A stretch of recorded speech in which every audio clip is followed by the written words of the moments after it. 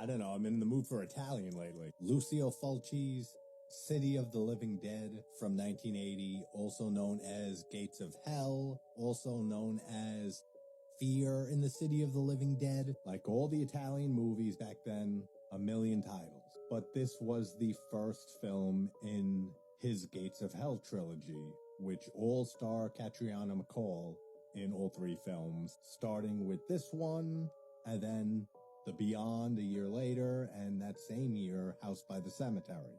Fucking Bob. This film is another masterpiece of horror. There is nothing negative I can say about it. It is a 10 out of 10 film for me. It is cheatedly, yeah, we make words up all the time here. It's tied with Fulci's The Beyond as my 10th favorite movie of all time. I cannot pick between The Beyond and City of the Living Dead. If I really had a gun to my head, it would probably be The Beyond.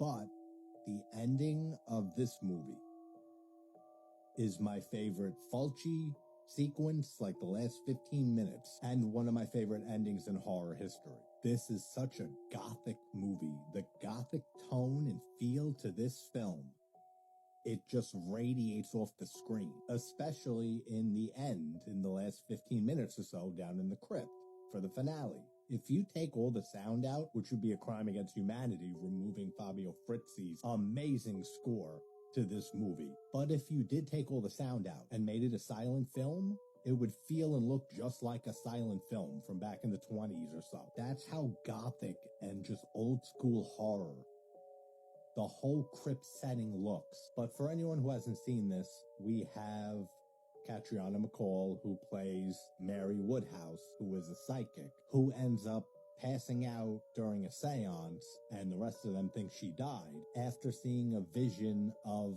a priest hanging himself in the town of Dunwich, which is, of course, an homage to the Dunwich Horror story by H.P. Lovecraft, which Fulci wanted to deliberately go in a more Lovecraftian direction from Zombie, his previous film. And Zombie was a big hit for Fulci, but he wanted to make it more Lovecraftian, and it shows just from how the zombies are in this movie, or the undead, or whatever you want to call them. They don't eat people, and they kind of have some kind of powers where they can just appear and disappear and like teleport and vanish out of existence. None of that's explained, nor is anything explained in any Fulci movie, really, nor does it have to be. We also have Christopher George in this movie, which I love him so much. He's been in so many horror films, and that's just later in his career.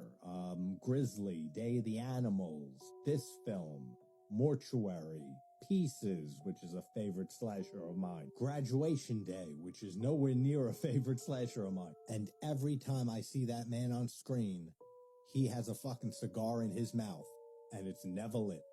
He just has a cigar unlit in his lips at all times, especially in Pieces. If you haven't seen Pieces in a while, rewatch it if you really want to see if Christopher George has a cigar in his mouth the whole movie. I don't know, for some people that might be a very important and pressing issue to put to rest today. But he's great in this. He's a reporter, and he ends up teaming up with Mary after he saves her life, after she's buried alive, because they think she died having this vision. And he ends up getting her out of the coffin in the ground. Great scene, and so much tension when he takes the pickaxe and starts, whacking the coffin that Mary's in, and the pickaxe is coming through and coming this close to her eye. So the two of them end up traveling to this village of Dunwich to try to stop a gate from hell, which has opened because of the priest, Father Thomas,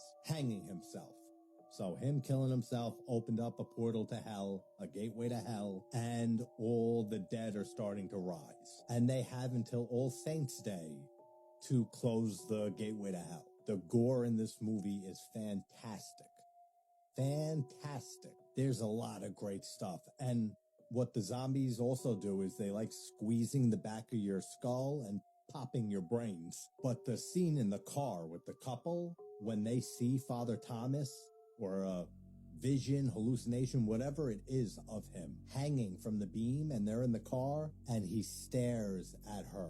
And they have the great camera work that is so signature Fulci, where it zooms right in close on their eyes. And Father Thomas has this ability of kind of staring you into a trance where your eyes start to bleed. So her eyes start bleeding slowly. And then she proceeds to puke up her entire insides. And when I say it goes on for quite some time, it goes on for quite some time. If I had to estimate just from memory, a good minute and a half, 2 minutes. Fucking organs are being thrown up out of her mouth. All the effects look amazing. All the zombie designs and the makeup for the zombies, whatever they are, they look great too. There's a scene in this movie when, after they get to Dunwich, Peter, Christopher George's character, and Mary, they meet these characters, Jerry, who is a psychiatrist, and Sandra, one of his patients. And they all meet up in Jerry's office to talk about Father Thomas's death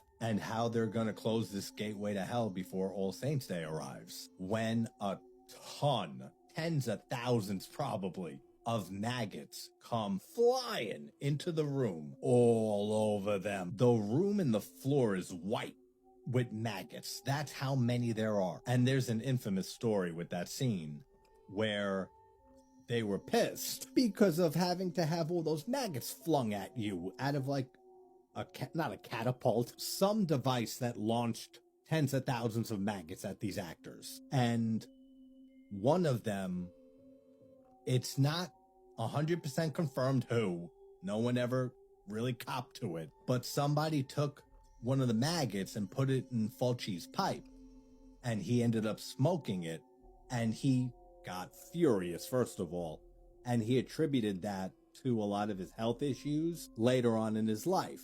Again, there's no confirmation on who did it, but if you know Christopher George, you know that fucker put that maggot in Fulci's pipe. There is no doubt in my mind it was Christopher George. Then you get the kill with the drill with, what's his name? Bob, the lowlife weird guy, which there is always a weird-ass character in a Fulci movie. Multiple of them, a lot of the times. But he is with the daughter of one of the townfolk, and he gets pissed at this guy for being with his daughter, takes him over to a tabletop power drill, puts him down on it, and just like classic Fulci, same with that car scene, drawn out for so long. Shots of the drill getting closer, shots of the reaction on the guy's face getting closer to the drill, back to the drill, back to the guy's face, until you're begging for this drill to finally go through this dude's head. And it finally does, and it looks fucking gnarly. And then you have the whole ending of this movie, the last 15 minutes, when they go down into the crypt and they encounter all the zombies down there and Father Thomas. From the second that arm reaches up out of the ground and Fabio Frizzi's score kicks in with the bass drum, and the dead start rising, everything from there to the end of the movie, minus the very end with the cracked screen with the kid, because he had to, it's a whole story, he had to redo an ending. The ending he had didn't work out, so he had to do something in editing that really makes no sense anyway as an ending. But all of that, the whole ending from the crypt to the end, is one of the greatest endings in a horror film for me. The shot when Jerry and Mary rise up into frame when the music starts playing with the harmonies, that's another favorite shot of mine. And then Mary's eyes start bleeding again because Father Thomas appears. And Jerry takes some stake of wood or something like that, stabs him in the stomach, and the maggots and everything come out. And that roar sound that he lets out, and the music kicks back in, and everything is perfect about this sequence. The zombies on fire, Father Thomas on fire. One last thing I always like to mention when this movie is brought up or I talk about it is how much influence Fulci in general, but this film had on Kill Bill. by Tarantino, as well as Sette Notte in Nero or The Psychic from 77 by Fulci too. That is a direct homage in the scene in Kill Bill with Buck, who likes to fuck, right? That's his name. With the theme from Sette Notte in Nero playing during that scene, just like it plays in The Psychic. That scene is even edited the same as it is in The Psychic, but then you have the influences from this film. The biggest ones being Go-Go in Kill Bill. After she gets hit in the head, her eyes start bleeding just like in this film. And the bride being trapped in the coffin. There's so many camera angles similar to this. So obviously I can't say enough about this movie. If you haven't seen City of the Living Dead or Gates of Hell, please check it out. It's on Tubi. It should be on Shudder. It's usually everywhere. A lot of Fulci movies are all over streaming sites. But if you haven't gotten into Italian horror, this would be another good entry. Just like Zombie by Fulci, Suspiria by Argento, Deep Red by Argento, and a few others. I almost forgot this. Dardano Sacchetti wrote the screenplay or co-wrote the screenplay for this, which I have mentioned and talked about many times because he has co-written or written so many classic Italian horror films. But I really just wanted to drive home just how much this guy has contributed to Italian horror. So I will leave you with these screenshots of his filmography of a bunch of films that he either wrote or co-wrote the screenplay for. And there are a ton of Fulci films. Cat o' Nine Tails, as I said, by Argento. Demons, Demons 2, Michele Soavi's The Church, Body Count by Deodato, a film or two by Sergio Martino. There's so many I'm forgetting. Amityville 2, The Possession. That's another one he wrote. And Cannibal Apocalypse, which I haven't seen in forever, but it's directed by Antonio Margheriti, which, if you know that reference from Inglourious Bastards, yes, Eli Roth's name that he uses in Italian, Antonio Margheriti, is the name of an Italian director. But goddamn, what an impressive resume Sacchetti had. But that is Lucio Fulci's City of the Living Dead from 1980.